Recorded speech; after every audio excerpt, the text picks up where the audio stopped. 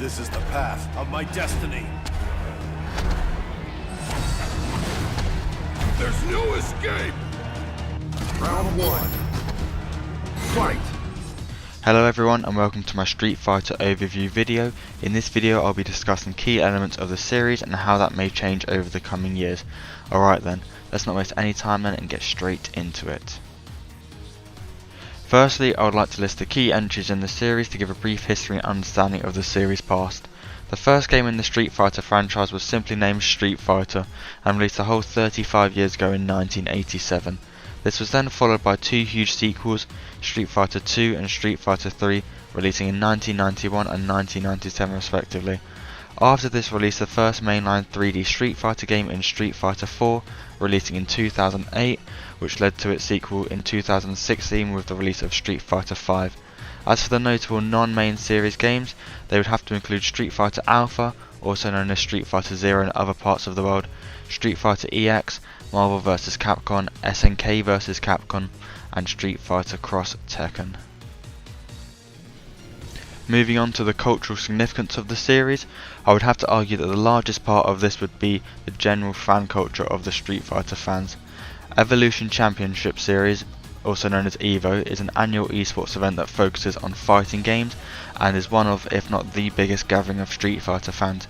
Many legendary Street Fighter moments have happened here, such as Moment 37 from Street Fighter 3, often recognised as the most iconic and memorable moment in competitive video gaming history, and the Hakan comeback while Infiltration, a pro player, swapped to arguably the worst character in Street Fighter 4 to come back and win losers semi-finals of EVO 2013.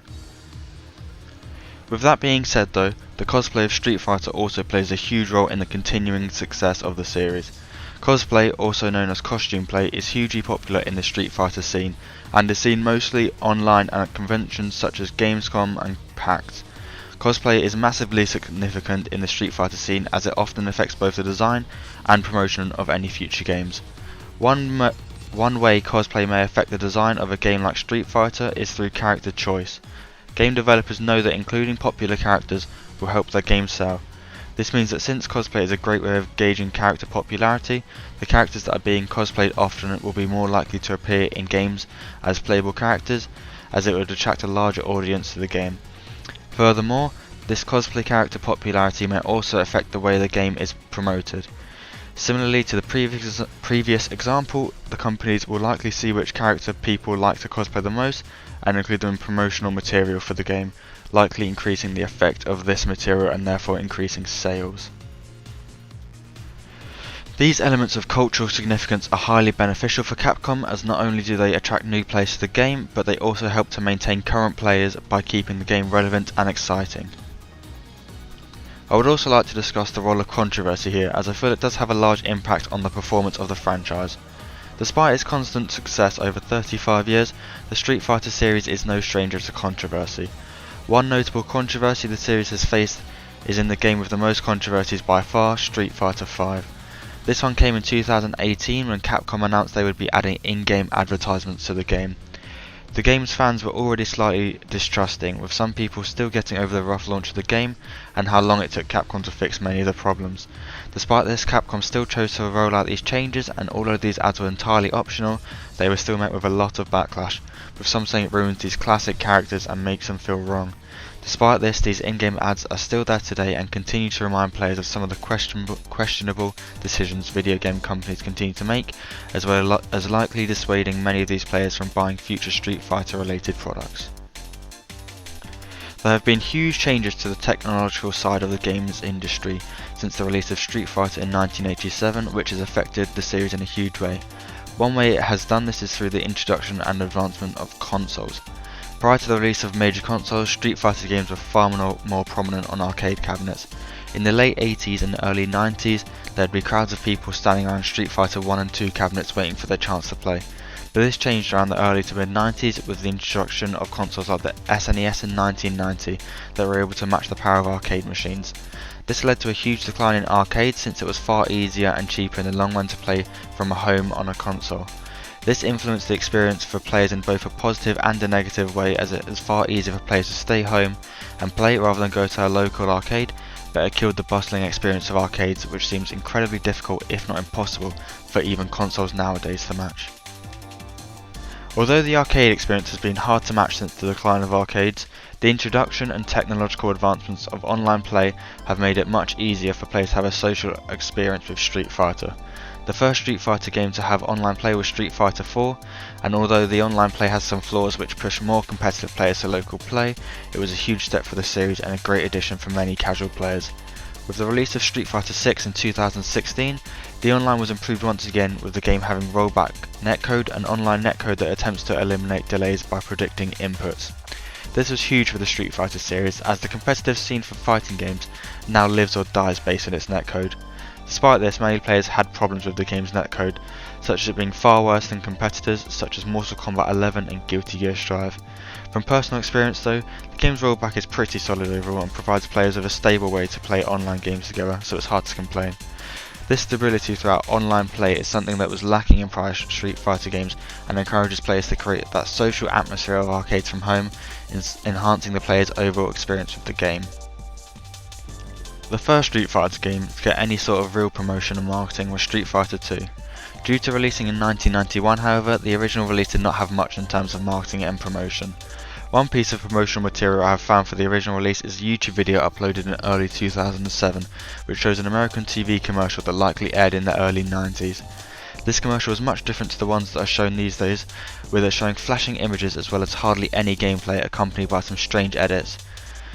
Despite this strange tone of the commercial, the game still went on to sell incredibly well, selling over 15.5 million copies, becoming the best-selling fighting game of all time. Although the original release of Street Fighter 2 didn't have too much promotional material, the game's longevity and constant popularity meant that remakes and releases continued to release, giving us a chance to see how Capcom's marketing of the game has changed after 20 years. The earliest Street Fighter 2 trailer released officially by Capcom appears to be a Street Fighter 2 The World Warrior for Wii U trailer. Despite this trailer releasing over 20 years after the game's original release, it struggled to match the quality of other trailers at the time, only showing gameplay on the Wii U's gamepad without any on-screen explanation of new features or updates to the game. More recent releases of Street Fighter 2 however were more professionally promoted, showing off new characters, gameplay mechanics and updated graphics. A great example of this is Ultra Street Fighter 2 The Final Challengers trailer. This trailer was produced well, showcasing the game's large number of new gameplay features, such as its 2 new exclusive characters and the choice to swap between modern and retro visuals, as well as having great background music and editing, showing just how a modern release of Street Fighter 2 should be promoted. On the other hand, the Street Fighter games with the most effort put into marketing and promotion are Street Fighter 4 and 5. Street Fighter 4 was announced in October 2007 with a short concept trailer of Ryu and Ken fighting. Although this trailer lacked information such as a release date, platforms or gameplay, fans of the series were extremely excited, as it had been over 10 years since the release of the last major entry in the series. The next look at the game and the first look at gameplay came in July 2008 during that year's E3 Expo, where a 4-minute trailer was shown. This trailer showed many of the new selling points and features of the game, including 3D environments and characters, new playable characters and a new battle system. This new battle system had many new features such as focus attacks, super combos and a revenge-fueled ultra combo system, which were vital in creating hype around the game prior to release. The release of this trailer also made the game's target audience more obvious, with the return of more complicated 6-button controls, meaning that the game was likely intended for slightly older audiences, despite having a more cartoonish visual style. This is pretty much it though in terms of gameplay trailers for the original release of Street Fighter 4, with the game seemingly relying on hype and a few TV adverts closer to release. Despite the original release of Street Fighter 4 not having too much in terms of trailers and other forms of promotion, the final version of the game, Ultra Street Fighter 4, seems to have been more aggressively marketed by Capcom, with the game having far more promotional trailers. To name a few, the game had an announcement trailer showing new characters and balance information, and many character trailers as well as pre-order bonus trailers. Although it can be argued that this increase in the quantity and quality of promotional trailers meant Capcom were putting more care into the promotion and marketing of this version of the game. The growth of YouTube promotional material at the time may have forced them into promoting the game this way. As for Street Fighter 5, the game was announced in 2014 with a short video uploaded to YouTube.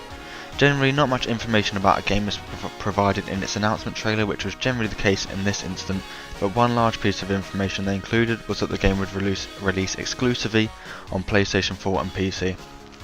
This was influential for many fans, as the previous game had been on both Xbox and PlayStation, meaning many players would have to buy a new console to continue playing the most recent Street Fighter. Shortly after the game's announcement, Capcom began releasing gameplay trailers on the game's official YouTube channel.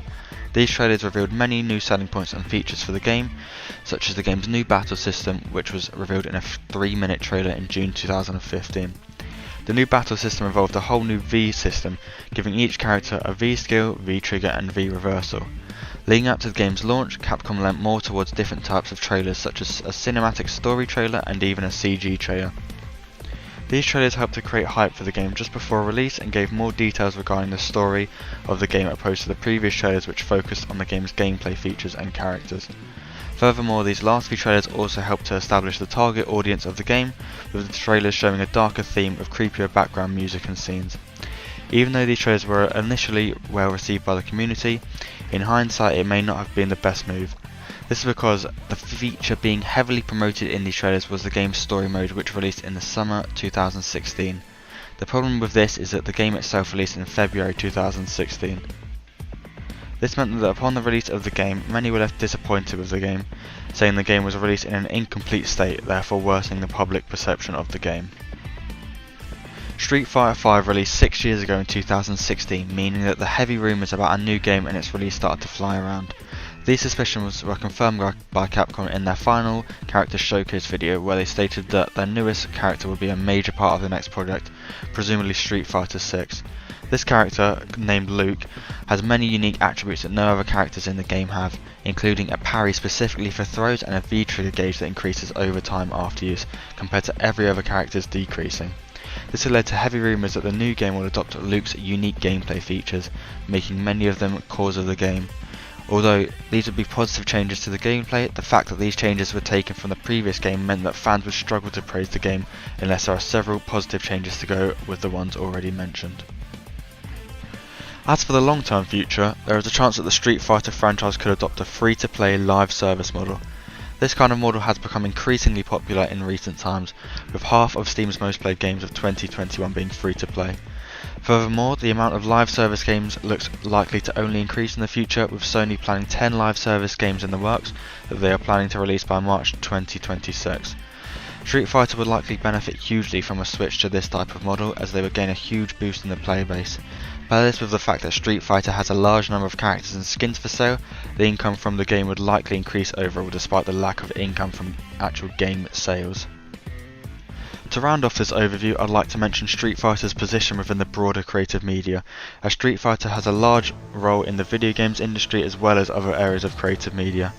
For example, Street Fighter has contributed to the film industry with multiple movies, with the most notable being Street Fighter, released in 1994, and Street Fighter: The Legend of Chun-Li, released in 2009. Despite the fact that these movies had the same lovable cast of characters from the games, they released to mostly negative opinions, with most of the Street Fighter fans seeming to forget they even exist these days. Another area of the creative media industry Street Fighter plays a role in is the book industry. With Street Fighter being as popular as it is and sustaining this popularity for many years, there are bound to be many books made around the franchise.